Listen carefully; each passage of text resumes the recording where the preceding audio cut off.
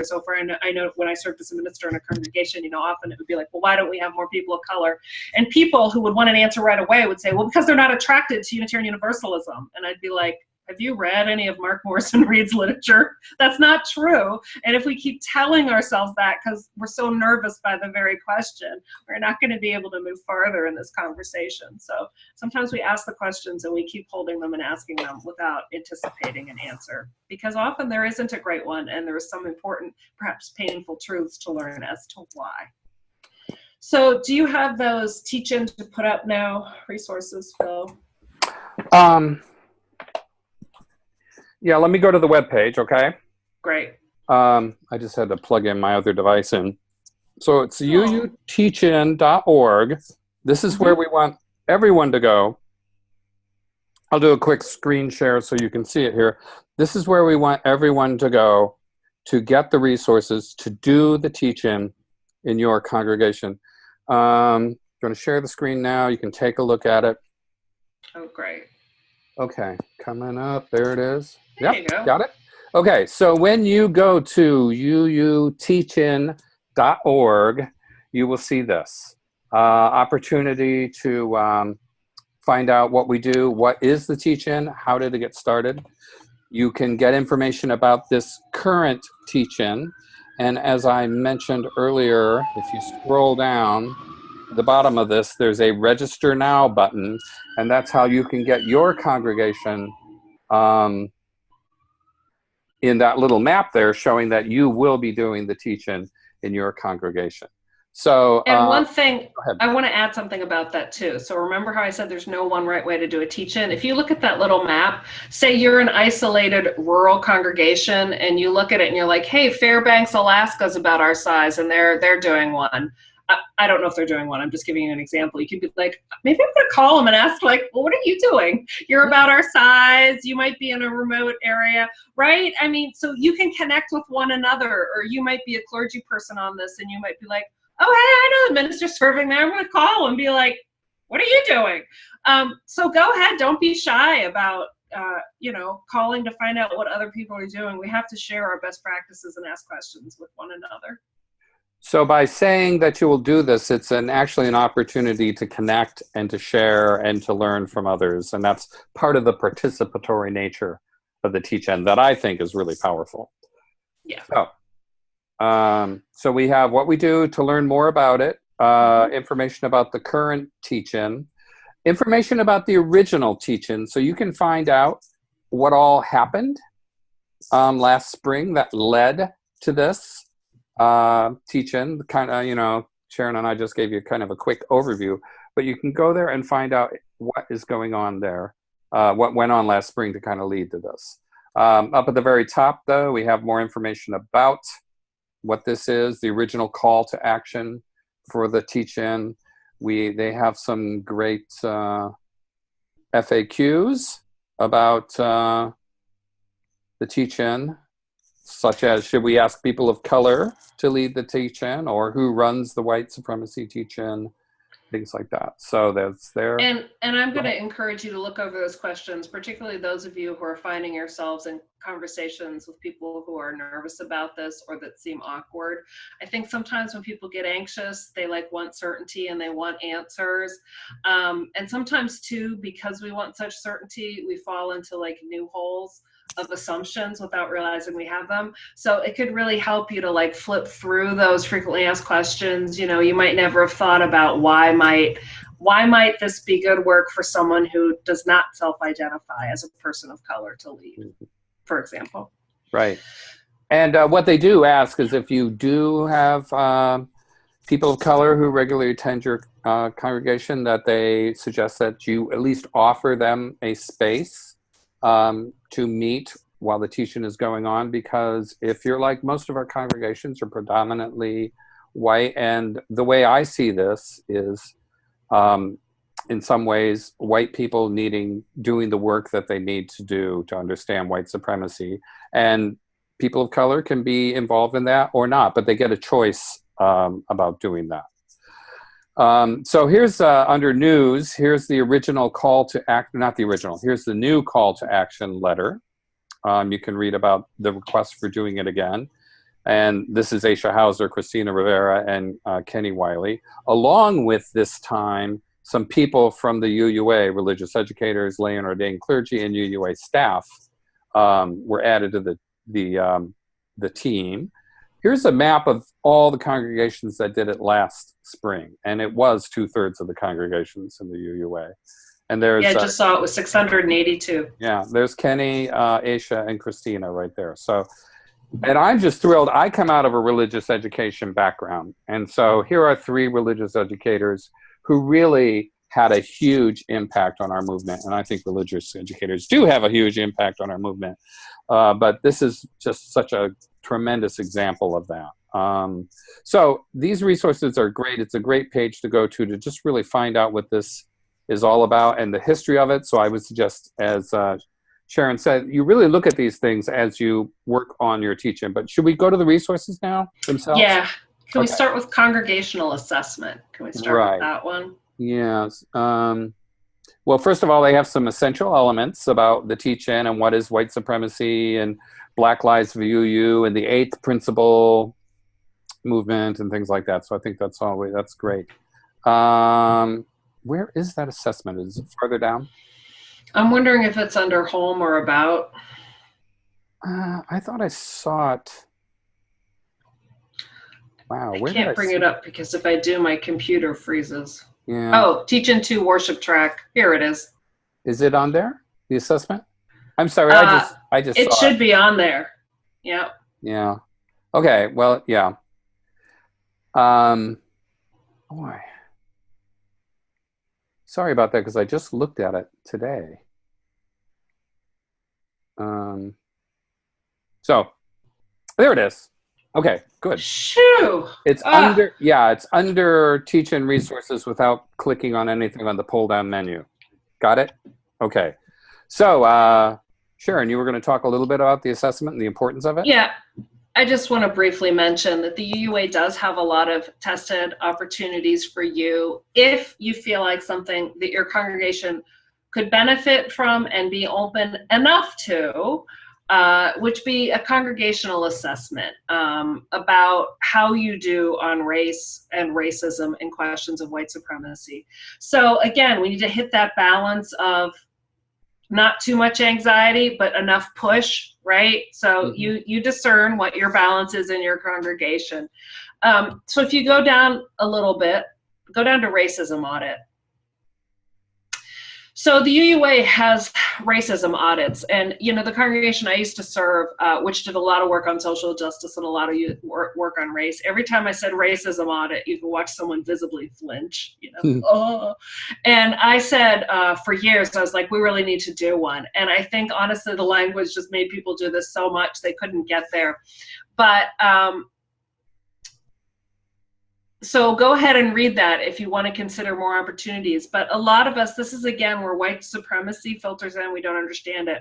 So it's very easy, for example, to have every item in your sanctuary be more relatable to a white or whitish culture, a Northern European culture than African, Latin American, for example, and to have never thought about that or asked yourself about that. Like if you came in and your parents were from Brazil, would you see like anything familiar, or would you just be like, oh, I'm almost in Germany and only I'm sitting here in the middle of Ohio?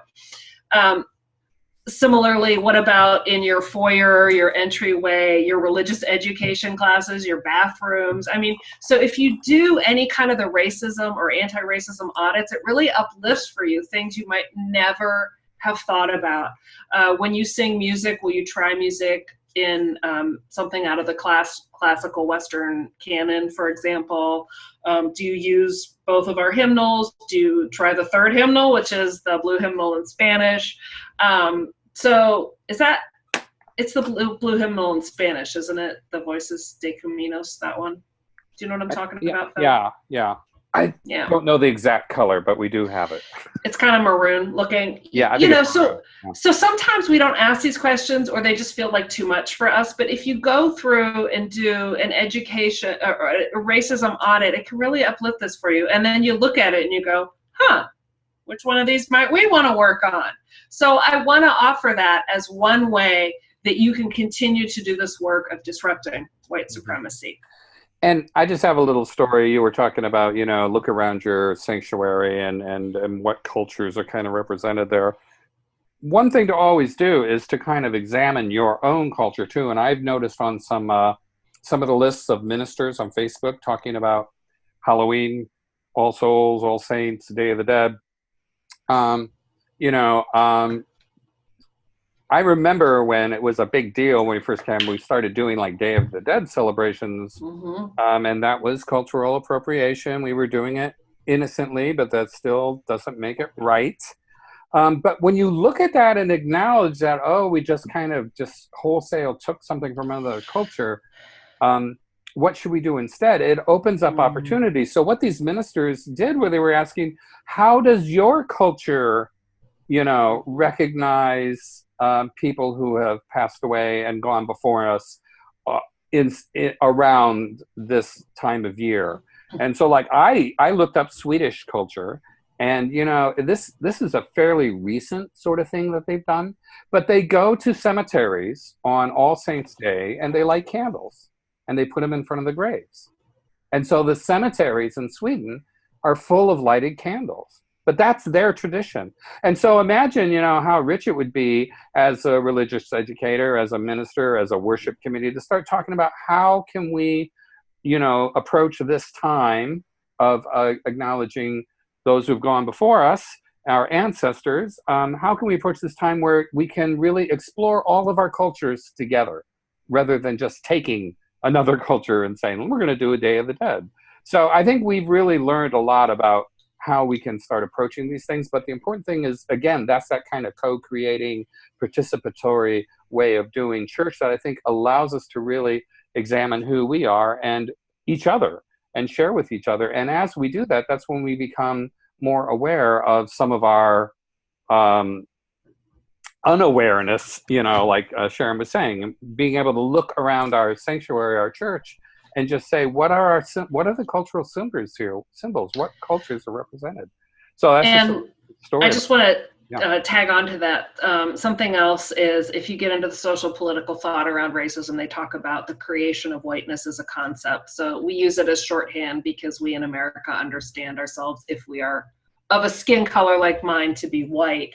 But what is whiteness? And that in many ways it was a social political construct created to keep people of color in subservient roles.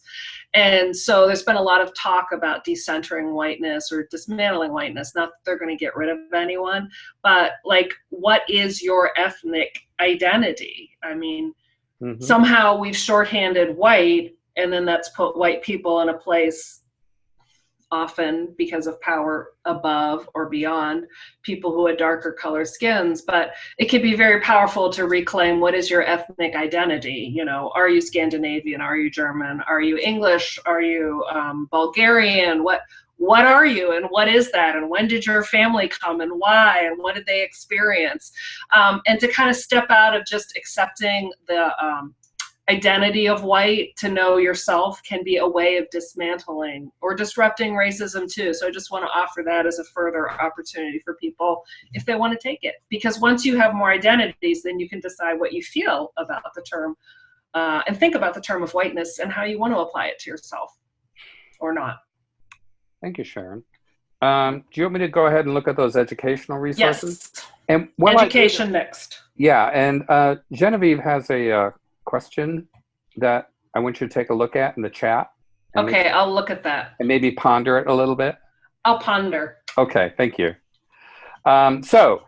This particular teach-in, because they've had more time, because they did the resources last time, they're able to add to them, they've got more people working with them, they just have a tremendous amount of resources for it. And I'm just thrilled by what they've put together. So they have resources for a children and youth track, and they've got lessons on race for middle school.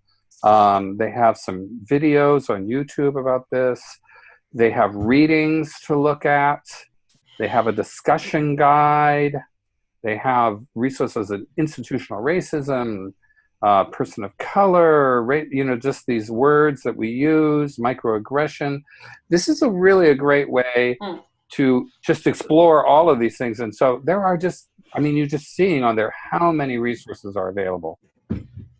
They also have resources for an adult education class. And I guess I should just rewind just a little bit.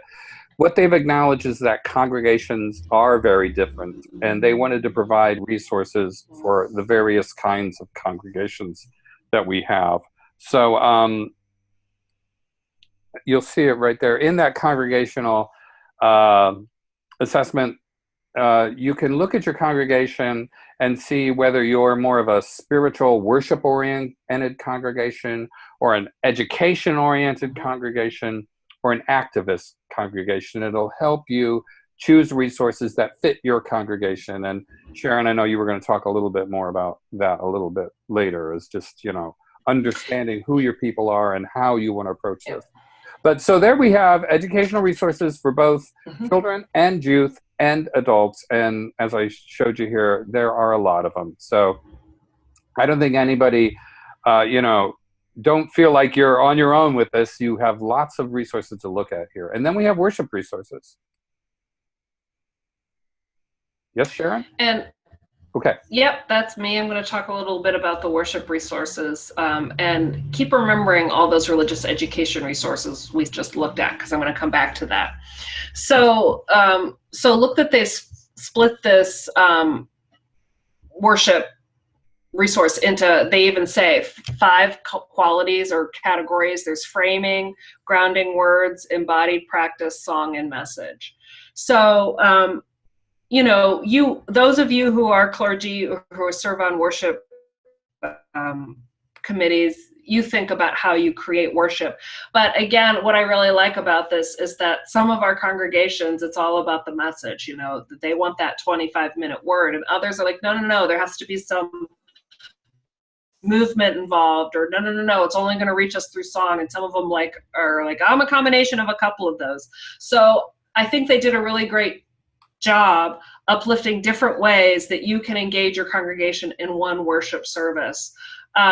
And I love their framing questions. They are those open, honest questions. How do I help people in my congregation see activism as spiritual faith work? What a great topic for worship service, for example. I just think that's wonderful. Can you go down a little further, Phil? Sure. Scroll down just a little bit. Who is your congregation serving? It's a great question. Dan Hotchkiss suggests we serve the mission. So what's the mission? Who are you serving externally and internally? Why and how? And go down a little bit further, Phil. Let's go to number 2, if you can get there. Oh, and then they have this great thing about worship norms. So for example, I think you might have just flipped past it. Go back up a little bit. Sure. Thanks. Phil's like, I'm never doing this again with her. Oh no, okay. It's just there's that lag in it. So, but there you go. Okay.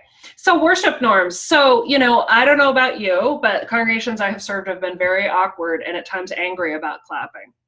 And often we had clapping wars.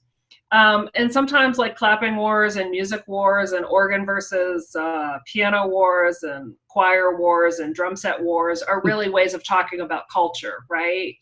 And so it can be a good way to wrestle with, how do you feel about clapping? Do you want to include it in one Sunday? Could you do it if you tried, or should you just not even go there? Can we pray? Can we say, Dear God? What hymns can we sing? Can we comment out loud in the sermon or service, or is that seen as rude? Now, what I'm not saying is that you need to go pretend you're some people you aren't, but there could be a skillful way to, for example, call out. For example, say you served a congregation or were in one where there's a note in the bulletin about not clapping, which I've seen. This could be an opportunity to uplift that and say, I wonder what kind of culture this is operating from, and I wonder if it serves our mission. It's a question for us to hold going forward, right? That would be doing the work of how do you want to live your faith life in your congregation. And so again, I don't want to give the message you're supposed to go out and sing gospel hymns and clap on 2 and 4 on October 15th and 22nd. That's not necessarily the creation of a quality white supremacy to teach-in, okay? You can't literally translate. These are really questions for you to hold and engage in, and also engage in over time, right? There is enough material on this website for you to mine for the next 2 years. I'm not kidding you.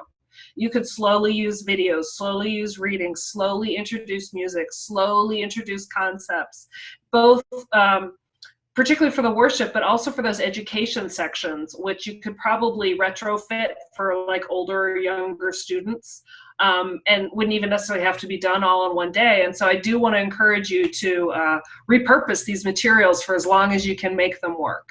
All right. And I feel like I've said about enough on worship, because we want to leave some time for questions and comments. And I also saw Genevieve's extremely long question there, and an extremely good question. You must be a Midwest Leadership School graduate. Is this true, Genevieve? Look at her. You are. She is. Okay. This is a call out for Midwest Leadership School. You too could be lucky to go next year in July. So she says on the recent view, and that's put out by Church of the Larger Fellowship, right? If you, yep. And they do, it's like, they always get interesting people to come talk. They have folks who self-identify as trans come and talk. They have the blue activists come and talk. And so it's a really great way, if you're like, I don't know these people, I don't know what I think about these people, to like watch and listen and learn. Because sometimes you listen to people and you're like, oh, well, that makes a lot more sense now that I sat down and listened for a while. She says, Genevieve says, that one of the ministers talked about how she tried to overcome people's, let's just not use the term white supremacy. I bet several of us have found this. I know a lot of Dear UUs are really struggling with the phrase white supremacy because they think it's saying they're white supremacists. So even the phrase white supremacy is felt to be very painful. And I honor that, and I see why people say that. And I think the reason we've moved to saying white supremacy is because the words anti-racism weren't seeming to move us well enough over the last 100 years. We've obviously been trying in all those resolutions. But Genevieve asks that this clergy person said that reaction to not say white supremacy comes from shame, and how shame is a tool of systems of oppression. And then this clergy person grounded the discussion in universalist theology and how that theology has no space for shame. So I think a lot of us can't face difficult topics because we feel ashamed. We're afraid we'll be found to be wanting or wrong or to have made a mistake, and then we would feel embarrassed. So universalist theology is it's like the very, very loving branch, I would say, of our faith. The Unitarians in general, not entirely, but we're kind of more the thinkers. And the Universalists were the big lovers. You know, that's a gross overgeneralization, but it's only a webinar, people. It's just 75 minutes. And so the Universalists used to say either people were too good to go to hell, or God was too good to send them there, right? Because the Universalists always believed all souls saved. So often our Universalist branch has been the kinder, gentler branch, the more loving branch. And I do think there are some Universalist words and writers who are particularly like forgiving and compassionate and caring. Hosea Ballou would be one of them. Olympia Brown was a female who was one of them. And so you might just want to like sniff around on Universalist resources. They don't have specific, most of our books on Universalism are like, they're talky. They're not like the words of Universalists. They're like, this is Universalism. So I'm just wondering if you want to search out some readings. And also some of our Universalist ministers early on were both people of color and women, which could be an interesting lens to look through. But we also had some wonderful social activists. Wasn't Clarence Skinner a Universalist? Am I wrong or right, Phil? I can Google that. You are correct. My Google will come. You are yeah, correct. So sometimes just some wonderful voices out there, and give them a try, see what kind of words of kindness and compassion and embrace, because I think we're we're all going to have to be honest if we want movement, and that means facing some pain and some embarrassment and starting over, saying I'm sorry and doing better the next time. Mm-hmm. Thank you. Eric has a question too. Do you want to take a look at that while I show one more thing from the resources? Yes, I'll read. Okay. One of the things I really like about this is there are some small group worship resources too. And I think, you know, if you do the big thing, disrupt your worship service and have a white supremacy teach-in for everyone, some people may not respond to it just because of that size. There's lots of reasons some people might not respond to it, but some people might feel like it's just too big of a venue for them to really get into it in a way that they can, you know, be vulnerable. And so scaling it down a little bit with some small group worship might be the way. So I really appreciate that they've added a small group worship segment to this to do part of the white supremacy teaching. So consider perhaps please do take a look at this resource, which is under the resources, the worship track, small group worship, and just be creative about it and imaginative about it, because I could see adapting this for some of small covenant groups, small group ministry. I could see offering these at a time other than Sunday, perhaps if you have Wednesday night programming, offering it during that. And, you know, make it part of the continuing work that you do around this, because you know, it's going to be maybe easier for people to handle this in groups of 10 or 12 rather than, you know, 100 or 200 people in a sanctuary. So I just wanted to point that resource out. Now, I'm going to stop sharing now. Sharon, do you have a response here? Or okay. Yeah, I have a response to Eric. And another thing, Phil, that you were saying, oh, yeah. So in terms of teaching method, there's like giving people information like, here, you know this, and then there's like letting them process, and sometimes some of that best processing happens in small groups where they can hear one another. So, you know, people take time to learn complicated things. We have been in the systems we've lived in as long as however our age is. So, you know, if I'm 51, by the time I'm 102, I should have worked backwards on a lot of my internalized racism, right? Okay. So people need time to move in their thoughts, to be willing to change their language. Sometimes they leap ahead with a new realization, and sometimes it's kind of slow. And we often need people to talk with in order to listen and hear ourselves and others.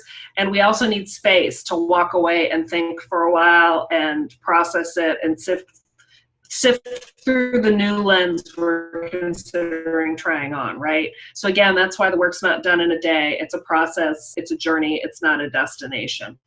And also, just answering Eric's question, yeah, right. One thing I'll add, he mentions that, Eric, that when you start looking for white supremacy, you like find it everywhere, that people would talk about white supremacy and white supremacists very liberally. I heard this in a variety of media outlets. Okay, I'm not a therapist, I'm not paid to be one, but I often wonder if we don't have to hold the challenge for as long, right? So you can just roll and be like, oh, they got it wrong. I'm not a member of the KKK, right? But then that prevents us from doing the disruption and the dismantling, which again is like, why is everyone in my neighborhood white? Why is everyone in my child's school white or not white, right? Why is everyone in my neighborhood Latinx? Why is everyone in my son's school African American, right? Those would be, so I think sometimes the conflation of it is an avoidance of it. We are very slippery at wanting to avoid this pain, right? This is a country that grew economically based on a system of racism, slavery, and oppression. And that's really painful for people to hold because it violates what many of us feel are our highest American values. So how do we live with that tension and that pain and do the work? We have to stay in that space of the tragic gap, Parker Palmer calls it. That's what he calls it. Stay there and feel the pain. Mm-hmm. And I just wanted to share the white supremacy pyramid, which actually was at one time called just the racism pyramid. But as Sharon said, we used that anti-racism language for so long and nothing seemed to be happening. So people have labeled this the white supremacy pyramid. And as you can see, there's a socially acceptable, unacceptable, overt kind of white supremacy and a socially acceptable, covert kind of white supremacy. And so the stuff in Charlottesville, the swastikas, the KKK, the neo-Nazis, that's all socially unacceptable. And if we just stop there and say that's white supremacy, we fail to look at what some of the socially acceptable forms of it are. And I just, right here on this pyramid at the very top is hiring discrimination, which is what was the precipitating incident for all of this in the UUA, was the claim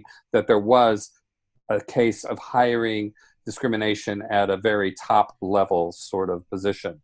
And if we would have just said, no, that's nothing to do with white supremacy, you know, if we would just say that's only about the lynchings and the hate crimes and the swastikas and the cross burning, then we would miss the opportunity to examine this. So all I can do is just be honest, saying, I think that is true. And so that's what I said when we did this in the regional assembly in April. But also, another thing I said too is, to me, this is the real reason to do this, is everything I know about anti-racism work and about what white people can do is to bring other voices into the center. Bring people in the margins, voices from the margins into the center. And Sharon, that's the title of the book where you got your reading from, right? Voices from the Margins? Is that it? Yeah. It is. But you bring them to the center and then you listen to them. And that's what happened, is those religious educators of color got in the center and they said, hey, listen, we want you to look at the word white supremacy. And like I said, that is what if we want those voices from the margins to be in the center and say something, we should listen. And when they say, take a look at this word, we should listen to it. And if people are going to be vociferous about this and say, no, we're not white supremacists, I don't want to talk about that, we're failing our UU siblings of color when they've asked us to do this. And I don't want to chalk this moment up as another time for us to fail. So, people will have strong responses to this, but this is the moment. I honestly think if we fail this time, we fail forever with this. The UUA is not going to be the kind of organization that it aspires to be. This is the moment. So a few voices saying, no, we can't talk about that, I'm not going to let them hold us back. So that's what I have to say about that. Phil, that was quite a beautiful sermon, and I mean that sincerely. You know how I get sometimes. So you're not often that way. And I'm wondering, it is a nice pyramid. Thank you, Eric. I love that pyramid. I find it very helpful, even for reflection and conversation. It's a great conversation starter. It's on the website too, so, I think, with those resources. It is. It's still on the website, on our website, the link that Phil put in earlier. I wanted to make sure I got to some more questions if people had questions. Or did you have other information you wanted to do first, Phil? I keep looking at you like you're over here because you're on my Brady Bunch screen over there. Oh, that's right. Yeah. No, I am. I think we shared enough. We've got just about 8 minutes left, and I know we have to finish on time. So let's just field a few questions. But I want you to know Sharon and I are here to support you with this. This is what we do. And so there's my email address. And here's Sharon's in the chat box. Oh, thanks, Phil. So please write us. If you have questions, concerns, comments, we're here for you. Okay, Sharon, let's take some questions. You can unmute yourself in the lower left-hand corner. Do you want to take them off mute or leave them? Yeah. you want me to unmute everybody and see what happens? Let's see what happens. If All you're right, snoring, you might want to wake up. Okay, we're all unmuted. See, everyone talk at once. Hey, I said, okay. Or you can type a question into the box if you prefer that. Certainly.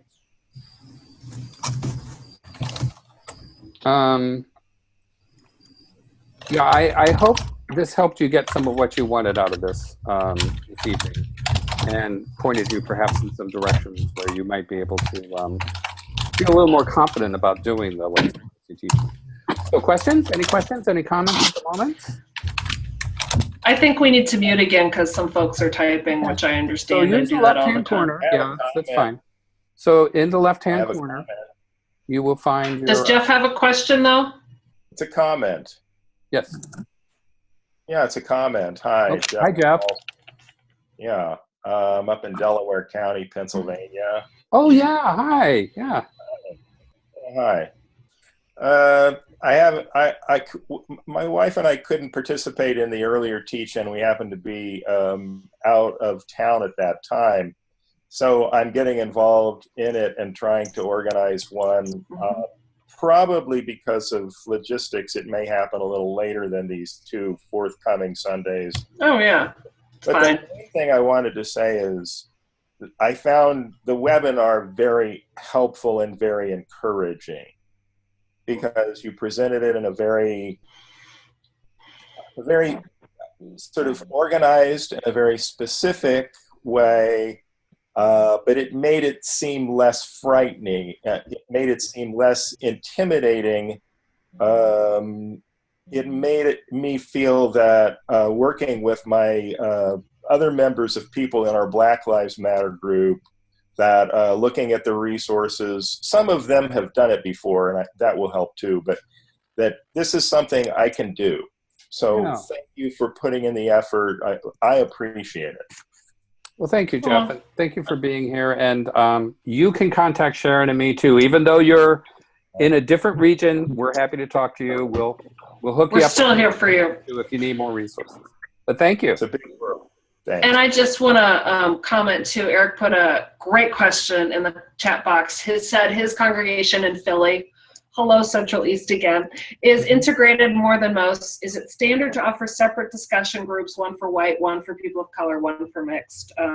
So yes and no. Okay, so the UUA started to do this about 2 years ago, and I've seen it at General Assembly and Regional Assembly. To some people, it's utterly 100% essential. Like, they don't feel like they can be themselves. Like, they feel like that space is truly their only safe space. It's their brave and safe space for some of our friends who are people of color. And a lot of us who are white, look white, have been like, what's going on? But I also think congregational cultures are different. So you might want to check with some of your stakeholders. You know, you might want to offer the space while at the same time reaching out to some of the members in your congregation who you trust as wise to be like, this has become kind of a norm. What are your thoughts? Have you ever done it? It could also be a little bit generational. I'm not sure. What I observe is that some of our members 45 and down seem to enjoy that more than our members 50 and up. But again, it could depend. So I might offer it and ask in order to learn, right? And people might need different things at different times. So someone who didn't want this a year ago could want it now. That's the other thing emerging. Yeah. I think that's good advice, Sharon. And I would ask the leaders of your various, constituencies how they see this going. And this is the great part of it being participatory and co-creative, is we have to do that. We have to ask questions, we have to reach out, we have to listen, and that helps us shape what we're going to do. And personally, I think that's the future of the church too. So, this is a great way for us to just move into the 21st century and how we do church together, how we be in religious community together. And it's tackling tough things and being together as we do it. Any more questions here? Okay. You know what? It's 7:50. I have one. Okay, good. One more question. Thank you. This is Bob Lewis. Hi, Bob. I'm at Miami Valley Unitarian Universalist in Dayton. We're in a very interesting situation. We scheduled our second teach-in on October 22nd. And after that service, we will be taking a vote on becoming a sanctuary congregation. And the proposal is that we be a level 1 sanctuary congregation, which may require significant investment of building modifications. There's a great deal of anxiety in the congregation around this decision that we will be making on the 22nd. And I think, Sharon, you're aware of all this. The service needs to be the kind of service that strengthens the congregation in a way that we can take an honest vote. Okay. And at the same time, we know that focusing on white supremacy is a real challenge. And that's going to probably create more anxiety than comfort. So I present that as a challenge that we're faced with, and ask if you have any words of wisdom. My words of wisdom is sanctuary is a big step. It can be a great step, but it's a very big one. And for folks who aren't familiar, that's when your congregation either provide support services. That would be, I think, the level 2 of helping someone who's taken sanctuary, an undocumented resident who's taken sanctuary inside a sanctuary, so that they won't get deported. And level 1 would be a congregation that provides that sanctuary. There are legal ramifications to having someone live inside your congregation, as you can imagine, and certain amenities that you need to be able to have also before someone can take sanctuary. So I think this is really discerned on a congregation by congregation basis. What you wouldn't want to do as a congregation is to do it poorly, right? To not have the resources to see that person through for as long as they might need to be in your congregation, which could be quite long. So again, all of that needs weighed, and it goes case by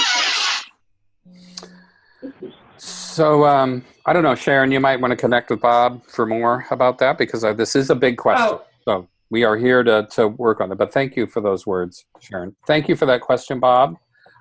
It is 8 o'clock. I do like to end on time. We're here for whatever questions and comments you have. This is recorded, so you can share it with others. I'll try to get it up tonight, and I'll send everybody the link tomorrow.